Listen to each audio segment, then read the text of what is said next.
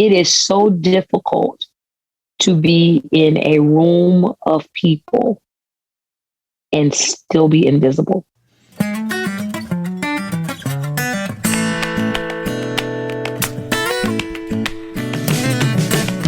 Welcome to another episode of Chewing the Fat.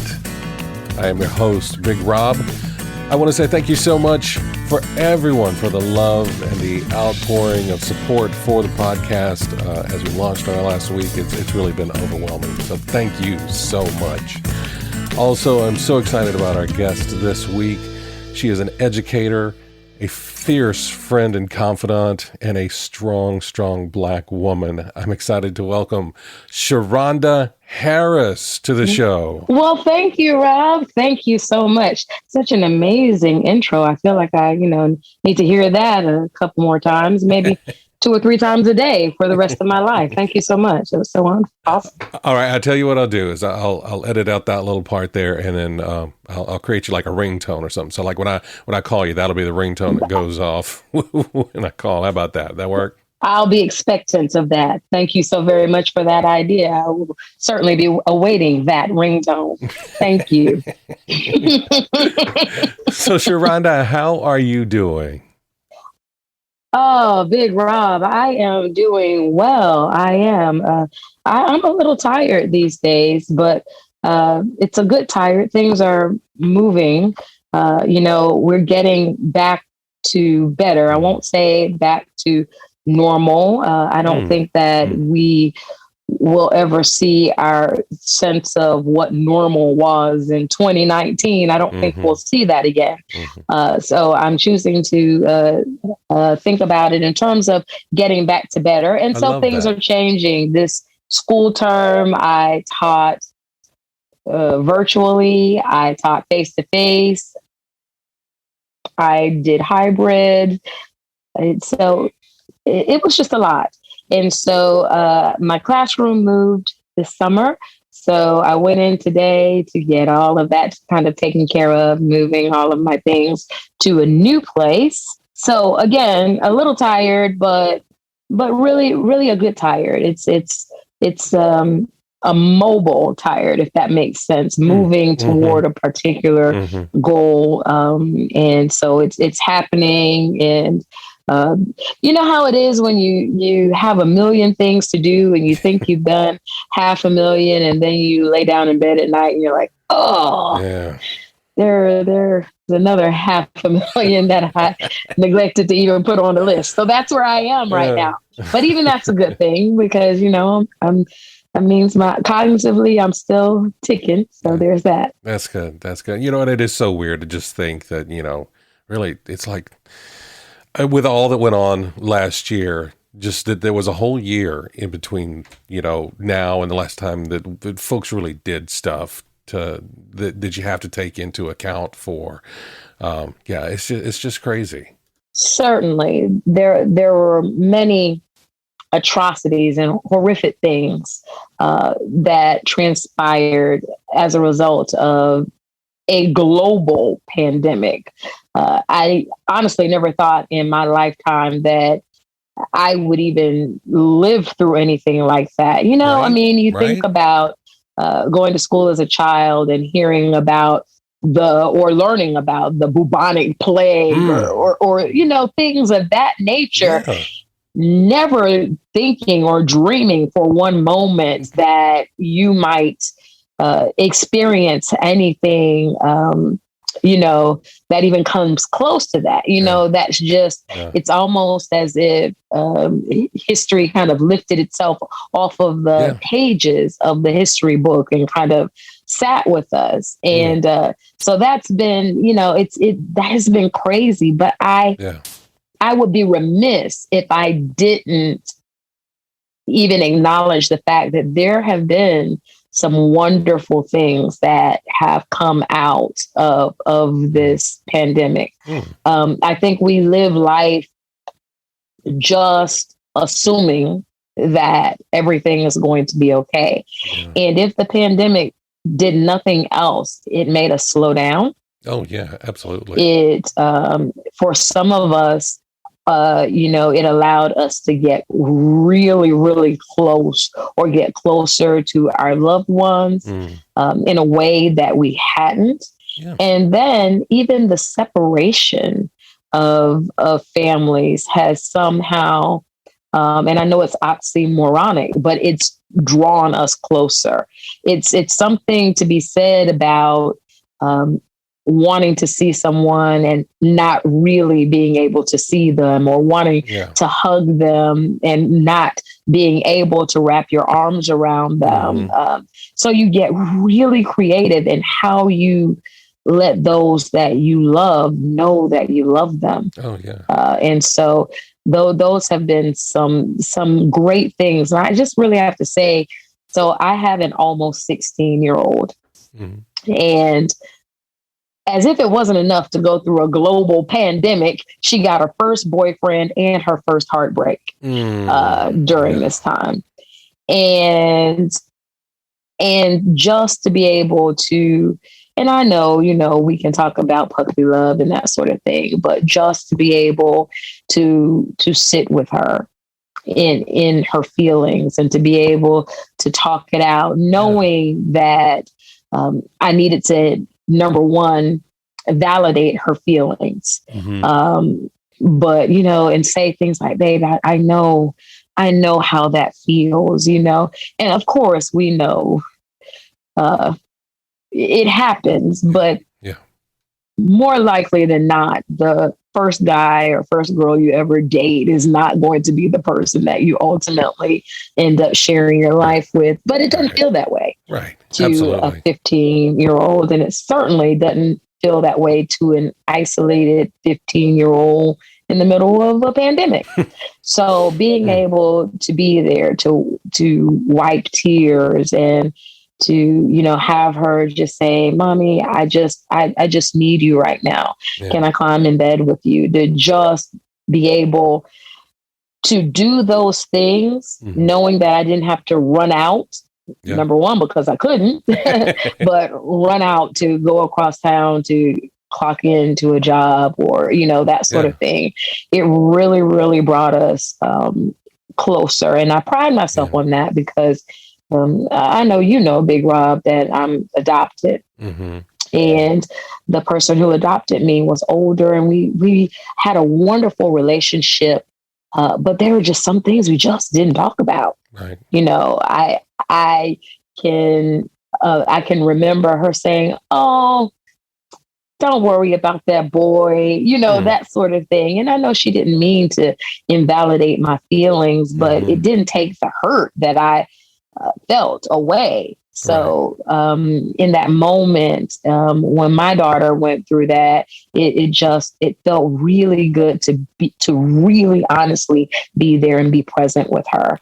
So, just some of the great things that, we can look at the last couple of years and say we've had some tough times, but there's some great innovations that have come out of that time as well. So I'm looking forward with expectancy of greatness. I love that. And that's such a great point of view, with everything that went on, folks losing loved ones. We lost a very dear friend to COVID, but to look forward to those times and the strengthening of those bonds, whether it be amongst family members or if it's amongst folks that you can't connect with, and you realize you miss that connection. You realize that you miss being able to just sit and have a conversation. Now, and I realize we having a conversation through a computer right here, and some of the technological advances for being able to connect people through technology were really amazing. For sure. But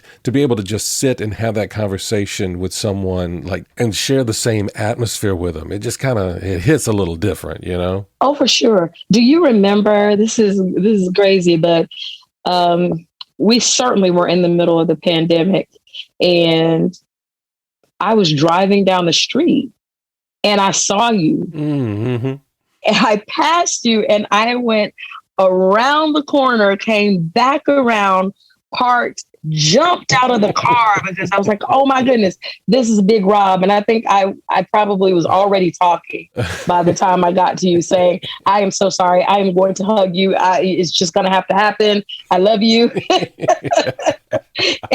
But that was like the highlight of like, that was such a great moment because you take people for granted, right? Because when you see them all the time and I'll walk in and I'll see Big Rob at work, and then that was taken away.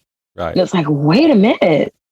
Like that's I am not liking the way this feels. I'm not liking missing my people. Yeah. And so, I mean, I knew in that moment, if I only had a teaspoon of gas, I would have parked that car and I would have ran around.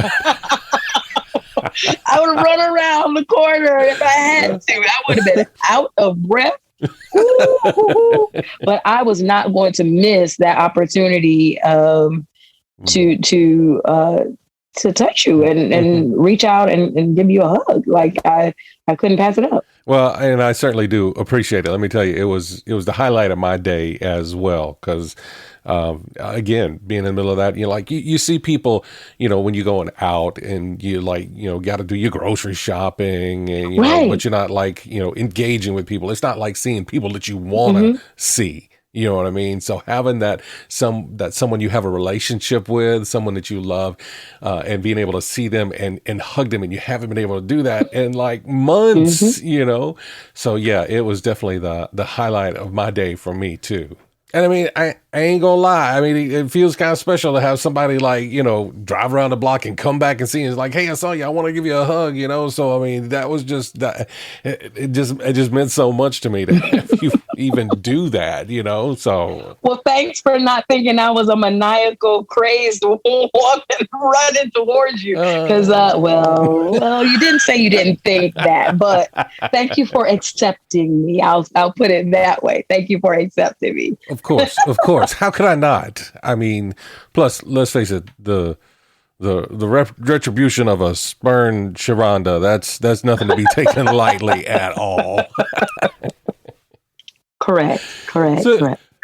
So you said you're moving to a new class. Is that you going to a new school, just a new room, or what's going on with that? Just a new room in the school. This upcoming year is year 20 officially. Congratulations. Because I started a few years before, but I wasn't sure that I wanted to teach. So I was a substitute for a few years before I decided I'm going to go back to school and I'm just going to get my teaching degree. So this upcoming school term ends up being the official year 20. And so I am teaching 4th and 5th grade gifted and talented students. And so we'll be learning everything from genetics to electricity, Greek mythology, Greek architecture, and forensic science. Wow. So I'm excited. I'm excited about those things though. So cool. It was the weirdest and most surreal thing to try and teach those types of things when we're so hands-on in my classroom, and to kind of curate activities and assignments for the students that were virtual. There's just no substitute for being in the classroom with the teacher and with the students. Right. Certainly we've done our best. But for a class like mine, I'm not a homeroom teacher. I'm a resource teacher. So my students get to come to me for about 5 or 6 segments a week. And our segments are roughly 45 minutes to an hour.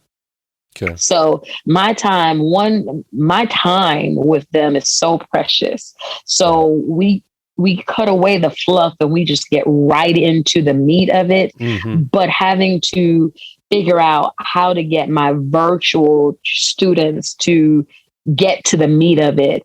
Besides, because I'm not big on looking at a movie and just, or reading a passage and answering questions like that. That's not where the real learning takes place for me. So it's been challenging this year to, even keep my students engaged, getting them on our Zoom calls or our team meetings or that sort of thing.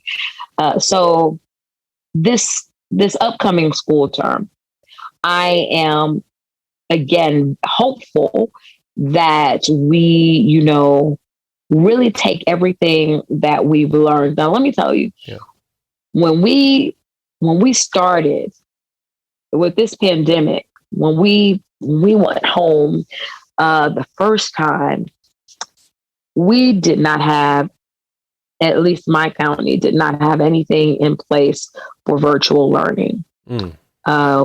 We had a platform that was being piloted at a few schools to determine if that would work countywide. Oh, wow.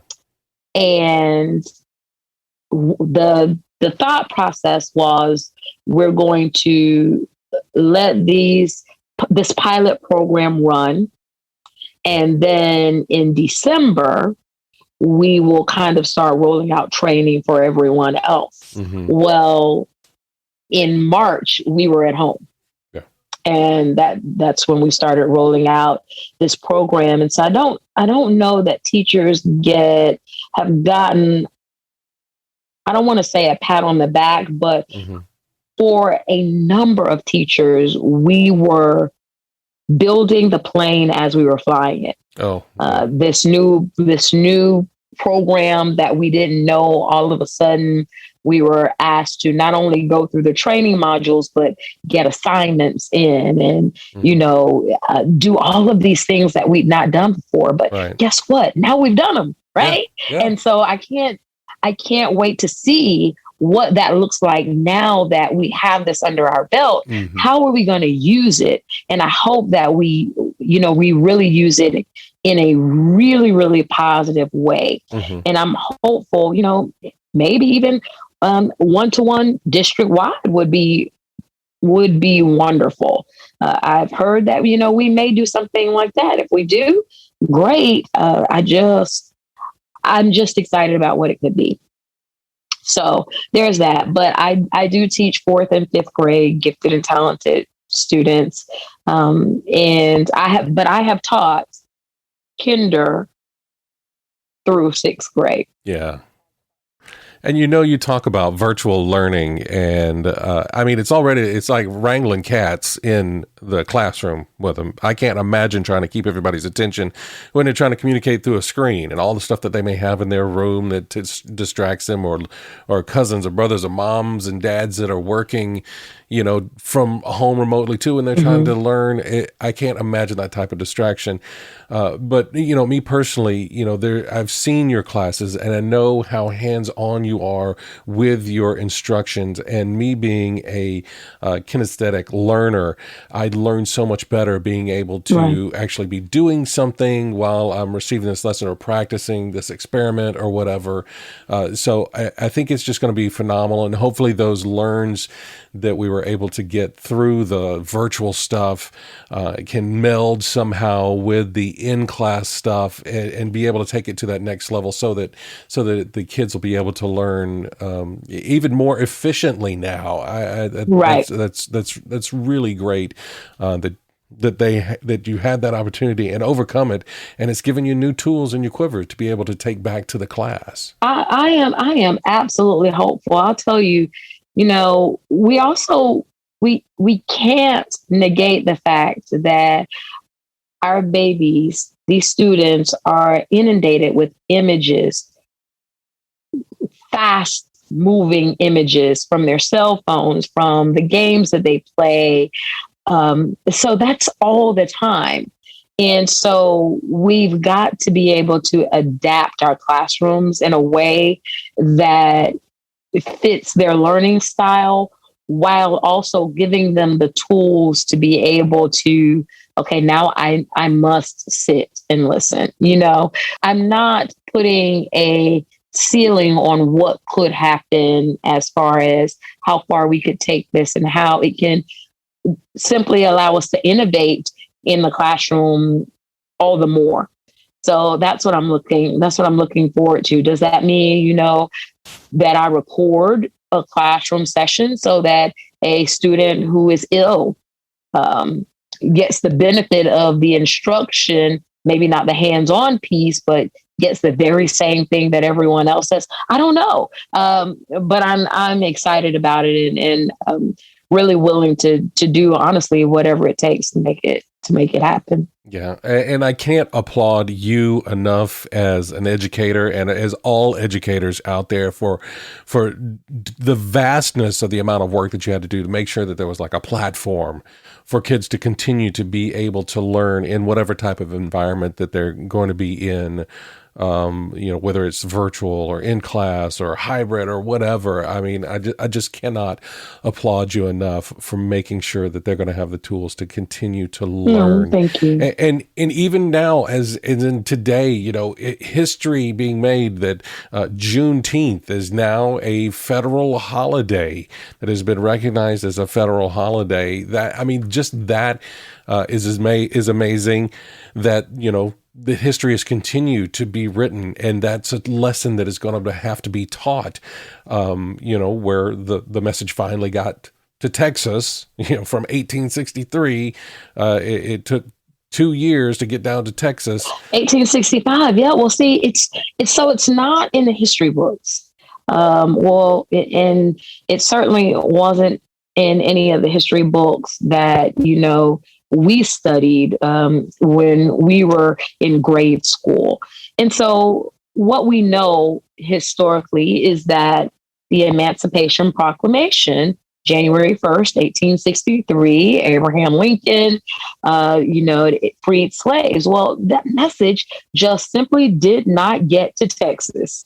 And there are several theories as to why, who knows why that was the case, that they didn't. But when General Granger, when he read it on June 19th, 1865, it was like, hey, these guys are absolutely free. And that spurred an entire celebration, as one might imagine. And so that's where the beginnings of the Juneteenth celebrations have come from. But I do think, Big Rob, that with the political atmosphere and the racial atmosphere that we have experienced as of late, I think Juneteenth takes on a different meaning, at least for me. So it's not something that I want to commemorate or remember an enslaved people. For me, I want to think of it as a moment in history where, as Americans, we got something wrong and we made it right. Yeah. Wow. And the efficacy of that is knowing that if we get it wrong, we can make it right. We don't have to continue to do the same thing over and over again because our father or our father's father, or, they've done this thing. And so for me, I want to look at it as the spirit, the American spirit that says, hey, we recognize that this wasn't supposed to be this way. And for whatever reasons, it ended up this way. At this moment in history, we're changing that. And we're saying we're going in a different direction. The one that we were going in was not the right direction. And I just wish that, honestly, more people would look at it in that way, because I certainly don't want to, I don't want to, and I know I don't want this to sound disrespectful in any way, but yes, we were, our ancestors were enslaved. I get that. And when I say my children at this point, I'm talking about my personal children. They know that as well. And I want them to know that for whatever reason, the message didn't reach Texas. And so Juneteenth is our Independence Day. So, we celebrate July 4th as America's Independence Day, but June 19th is actually the Independence Day for your ancestors. And so, but I do want them to grow with the knowledge that, we can go down a road, and when we find that that's not the right way, we can always pivot, and we can go down the right path. So that's the more important takeaway for me, and what I want my personal children to take away from that. But also, Juneteenth has far more ramifications now with the George Floyd case and Ahmaud Arbery, and just many others. So I think that, people are really, really looking. Yeah. And that's not a bad thing. Right. It's not a bad thing to shine a light on something. And it's hard to be, self-correction is not easy. Okay. And so sometimes it takes a little bit of help.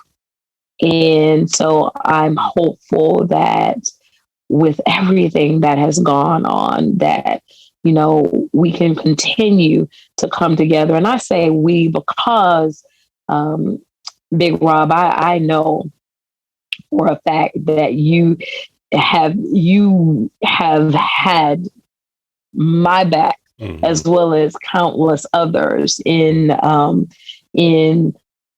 what we will call the struggle, even though the struggle that I have endured is nothing. It's not even, it doesn't even hit the radar of what others have endured. Mm. But just to know that I have an advocate and a friend in you. So I want you to know that I'm appreciative of that. But I'm just thinking that Juneteenth, many people are looking at Juneteenth in a different way now. And it may be that just many people are just learning about Juneteenth and what it really is. And now to have it be a federal holiday, and so many, even last year, so many companies were giving employees the day off for Juneteenth. There's nothing like being acknowledged and feeling seen. And it is so difficult to be in a room of people and still be invisible. So Juneteenth for me is about being seen, being acknowledged.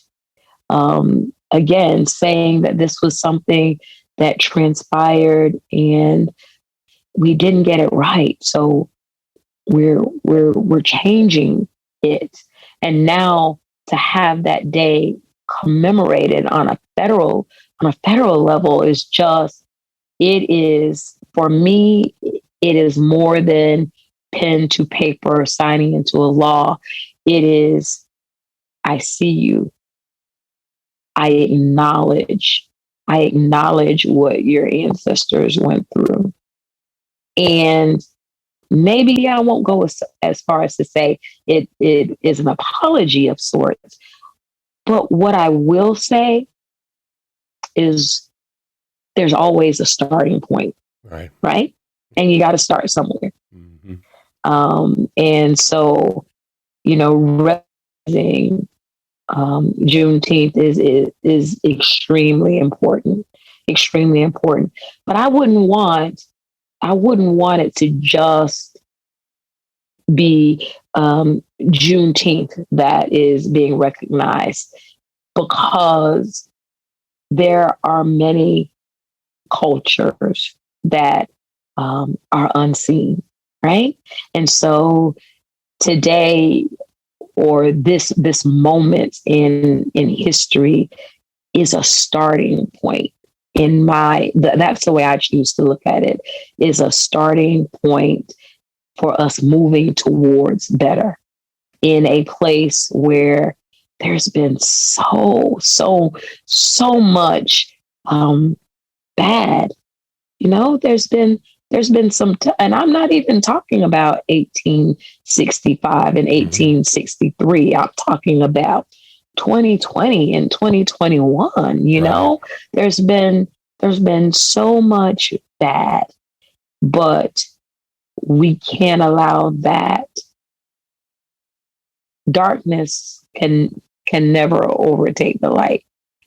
And so that's kind of where I am. And I'm hoping that it is a light that continues to shine not only on the African American community, but for every community that feels in any way marginalized, that they will feel seen as well. Yeah.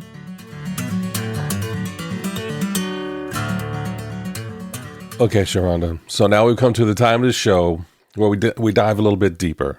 We dig a little bit deeper into ourselves, and we expose some commonalities that everybody has, because everybody has down days. Everybody has those days where they feel like they're under a cloud. So what I like to do is to ask this question, because I think it exposes such commonalities between all peoples, because we all have these down days. And, we've had conversations about, how I deal with depression. But I want to know, how do you stay positive, and what do you do to keep the dark at bay? So that is such a powerful question. Number one, I have to start with understanding that my happiness is a choice. And that's so hard. And I don't even like to say that word. My students would just say, "Oh, Miss Harris, you said a bad word," because, I always say you have to say challenging. But it is my choice. And by that, what I mean is I have to find something every day to be grateful for. Mm. And it can be something as mundane as I woke up before my alarm clock, or, we always think about the big things. Oh, I'm grateful for my family. I'm grateful I have a house. But when you are going through, and I that I have been very open with, I struggle with anxiety and have a child that also has an anxiety diagnosis. Mm-hmm. Sometimes you can't see those things as things to be grateful for, And so sometimes it is, I showed up today, Mm-hmm. And sometimes it is, I got up and took a shower, I brushed my teeth, So it was something I really did not feel that I had the strength or the wherewithal to do. So I try to find something, no matter how big or how small, to find gratitude, to find gratitude. And one of the other things, which has been it puts you in a place of vulnerability, but it also takes all of the stigma out of you feeling like no one ever has felt like this. I'm alone in this. Nobody can understand. Finding yourself a person or a tribe. That person or tribe is not just anybody, but it's someone who, when they hear your voice, they're like, okay, but what's wrong? Mm-hmm. What's going on? When you say Right. hello, okay, yeah. So tell me what's going on. Are you ready to talk to me about it now? Because I'm here for you. Mm-hmm. And I know you are not presenting your best self. Did you get enough sleep? What's happening?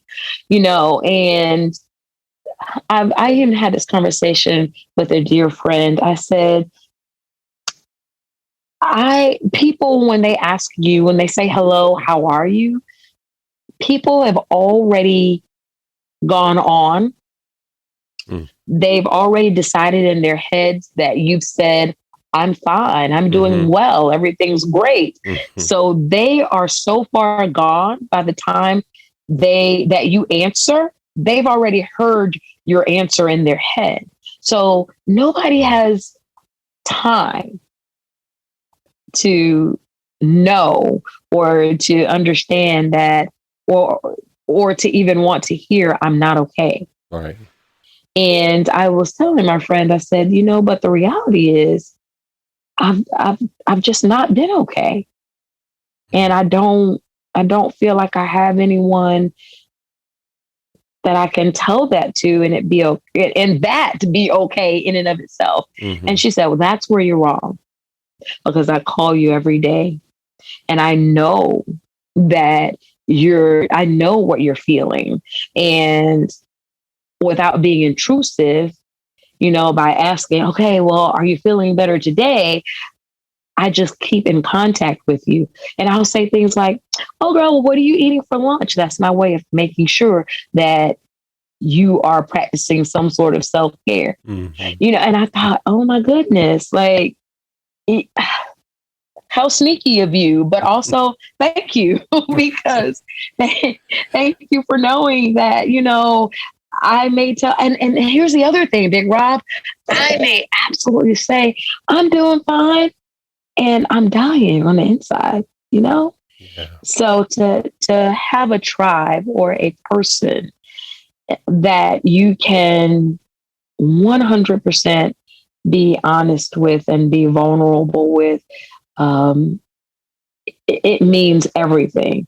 And I'm going to tell you, some people are going to say, some people are going to not agree with my statement, but I am going to tell you that that person has not always been my spouse. And I'm going to tell you that that person has not always been my spouse because we are in the rat race together to make the world spin, to make sure that the children are dropped off here and they make this appointment here and the groceries are being picked up and, oh, did you get the oil changed? And just so many things going on. That person, while in a perfect world, would be, your spouse. And I get for some people, or maybe most people, that person is just always your spouse. And I'm just saying that that person is not always my spouse. Sometimes that is just my dear friend who just, again, is like, hey, everything okay? Because she doesn't have she doesn't have a dog in the fight, right? Of what's Right. happening in my household. Right.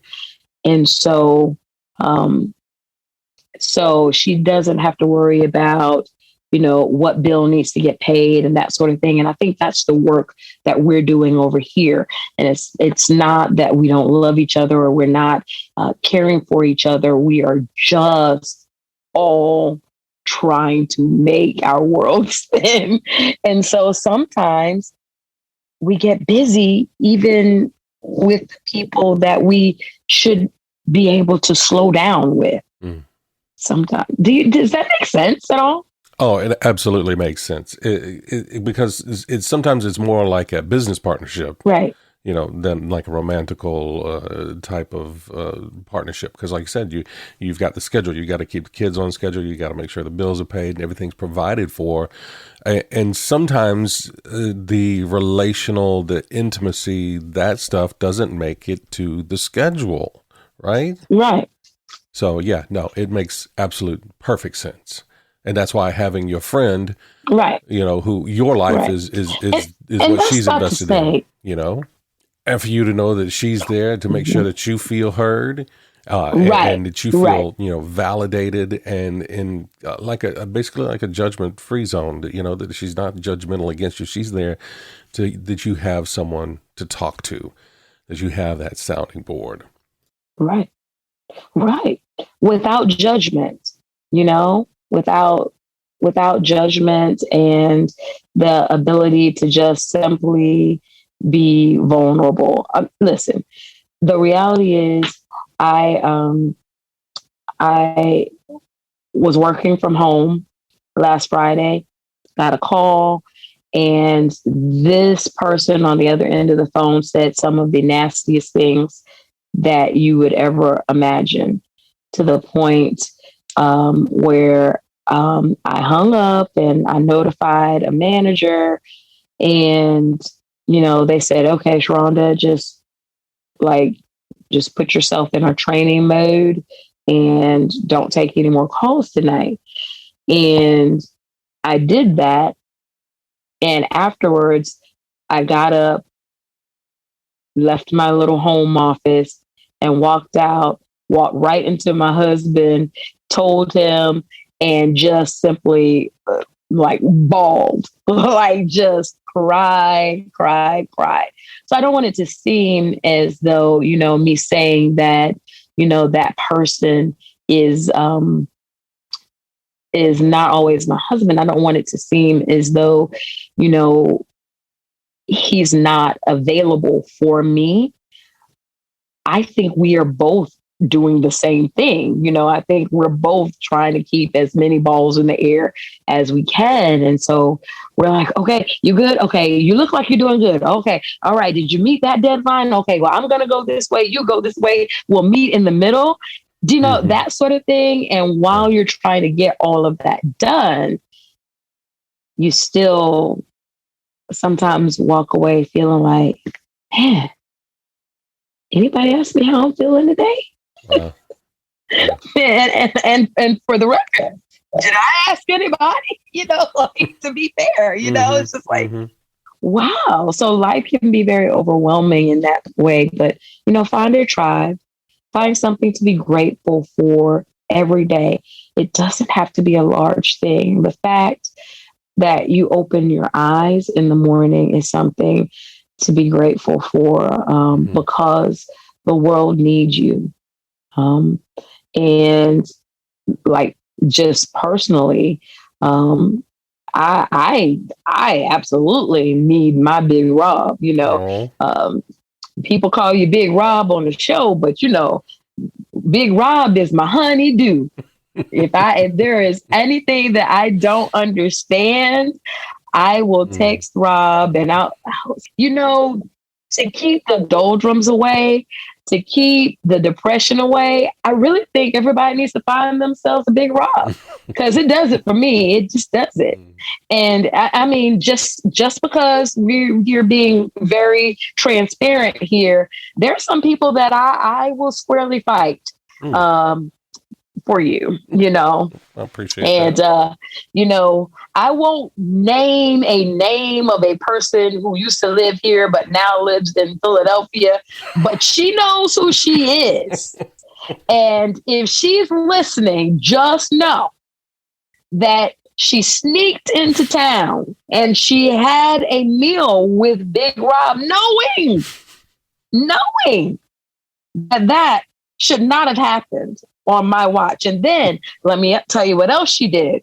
She also posted a picture of it on Instagram, but no. Oh, it gets better than that. She personally attacked me with said picture by sending a text message with that picture in it to me. Now you tell me she chose violence. That is what she chose. She chose violence. So, I mean, and I hope that you're listening. I'm not going to call your name, but you know that your name starts with a D. That's all I'm saying. You know who you are, and just stop it. Just stop it right now. So yes, we do covet our Big Rob. So listen, guys, if you are wanting to figure out how to make the dark times go away, you got to find yourself a Big Rob. You got to find yourself someone who just by them being in the room, they just make the world a better place. And it's crazy that Big Rob, you know, has the challenges that he has because he doesn't understand the impact that his light has on other people. And so, yeah, that's just the bottom line there. And that, ladies and gentlemen, is the whole truth and nothing but the truth. That is the unadulterated truth. That is not the revised standard version. This is not a test. The revolution will be televised. You need to find yourself a Big Rob. That's what you do if you want to be happy and in a good spot. That's what you do. But again, get yourself a Big Rob, but you can't have mine. All right, Cheronda, it's time for our final segment of the show. It's probably one of my favorite segments. This is our Fast Five. Fast Five. Okay. Fast Five. Sorry, I don't have a theme song. I'm working on a theme song. I'll get one eventually, but I just don't have it right now. So I gotta do my own theme songs right now. Please get a theme song. Fast Five is powered by Poddex. It's basically some random questions I'm going to be asking you. It's an app that was created by my friend Travis. There are some physical decks as well you can get, but they're great conversation starters. So if you got a report at school, or maybe you got to stand up in front of some folks and you want to do some icebreakers, check out Poddex. You can find out a link on the website at chewingthefatbr.com. Okay. All right. But I'm going to ask you 5 questions. Just your first answer that comes to mind. No wrong answers. And we're going to get going here. All right. And let's hit the randomizer button here. And this is our first question. What do most people take for granted that you've vowed to never take for granted? The love of my friends and family. Oh, that's a great answer.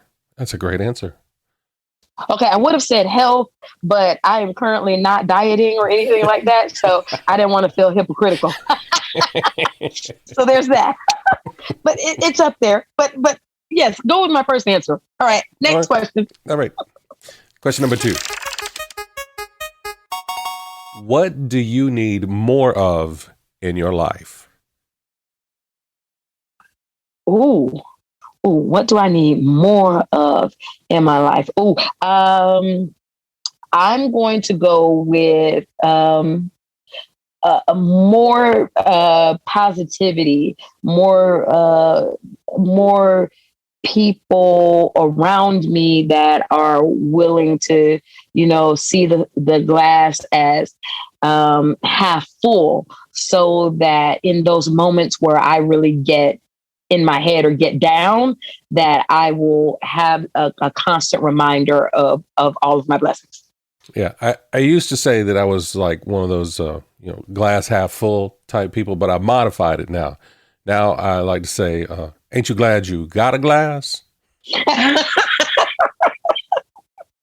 Yes, I like that. I think I'm gonna have to modify that too. Thank you. Yes, I'll be taking that. All right, question number 3. All right, you're given one wish, but you can't use it on yourself. What would you wish for? Can't use it on myself. One wish. Can't use it on myself. Okay. All right. I am going to go with everybody on the planet treating people as they would want to be treated. That's what I'm going with. That's what I'm going with. That's a great wish. That's a great wish. I mean, of course, there are like, masochists out there, and also, so, that's not going to work out for some folks, but still, that's a great wish.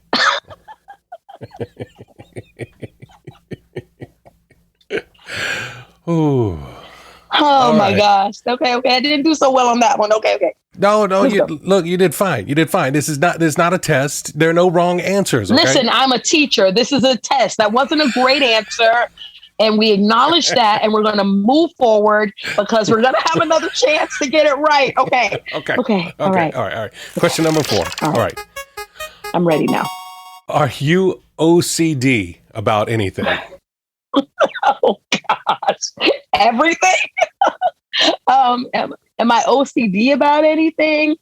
I am OCD about hygiene. And what I mean by that is I am OCD about my students sneezing into their elbows and getting hand sanitizer and that sort of thing. But apparently I have been like that. That wasn't just a COVID thing. And fun fact, there is an article in the newspaper that someone, I was pregnant with one of my children, and there was I was quoted in an article, and apparently I said the same things. Like, I just want you to sanitize your hands I just want the world to be clean. That's all I want. Okay.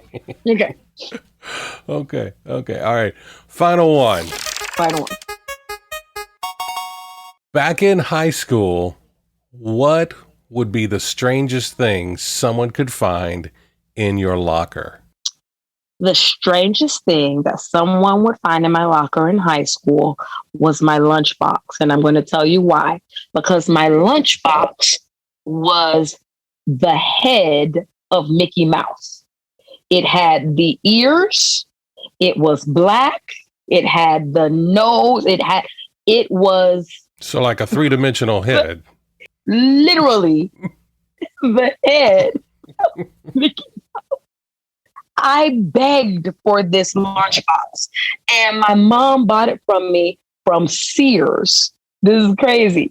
And at the very top, you would, you would open the lunchbox, and it would be clunky the way it sat because it was conical. It was like, it was a sphere, except for the big old nose and the ears.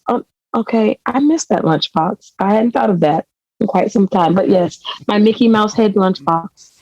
That's great. There's that. That's great. And I would say that'd be a pretty strange thing. But there, Cheronda, you did it. You aced the test. It wasn't a test, but you aced the test, okay? No, I don't think. Wait a minute. I think maybe I got an 80. I wanted a 100, but you don't think you can ask me one more question just because? It's a fast 5. It messes up the alliteration if I add another question in there. Okay, we're just gonna leave it right where it is. Okay, Look. This is my class. I'm the teacher. So I'm going to give you 100. Okay. You get 100. No, I didn't earn it. I didn't earn it. It just, you it did doesn't earn it. feel the same. No, you did. You earned it. Oh my goodness. It has been such a pleasure talking with you, man. This has been wonderful. Thank you so much, Cheronda. Thank you for being on the show. It's been a pleasure to me. I always love our time together. I can't wait to see you again in person, and I can hug your neck without you having to stop the car and double park and run across the street. So I'm looking forward to that. Yeah. Yes, and I'm looking forward to just being able to have more conversations like this with you. Thank you so much for agreeing to come on the show.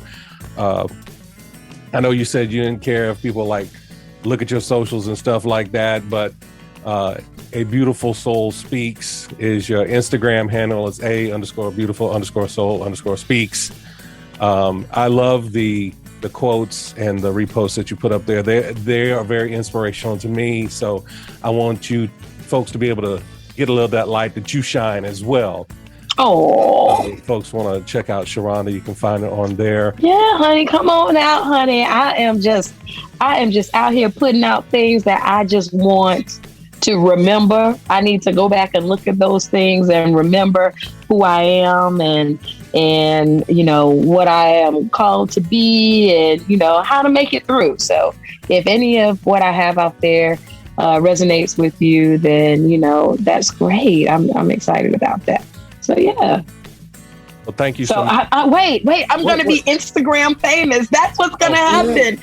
Oh, I'm going to be an influencer. I don't know exactly how that happens, but yeah, I'm already claiming it. Well, you're already an influencer to me, so you got that going for you already. So, and I appreciate you. Oh, that's why he's my Big Rob. And again, anybody out there, especially the lady with the name that begins with D that lives in Philadelphia, you heard what he said. Wasn't talking about you. He was certainly talking about me. And I don't want to have to forward this episode to you, but it would be my ultimate pleasure to do so. So I just want to go out with a bang and just say, yes, I'm going to be petty. Yes, I'm going to let her have it. Crazy. Thank you again. It's been my pleasure. And thank you for listening. If you want to find out more about Cheronda or any of our other past guests, you can find them on the website, chewingthefatbr.com. If you'd like to support the podcast, you can also buy me a coffee on the website as well. Speaking of which, I want to say a very special thank you to Kara Jones listening down in Florida for buying me a coffee. I really do appreciate that. You can also find links to Jason the 29th did the amazing logo design for the show. Also, Jacob Johnson did the great theme music. And of course, you can find out more about pod decks as well on the website. So thank you again for tuning in. And I look forward to next time we'll sit down and chew the fat.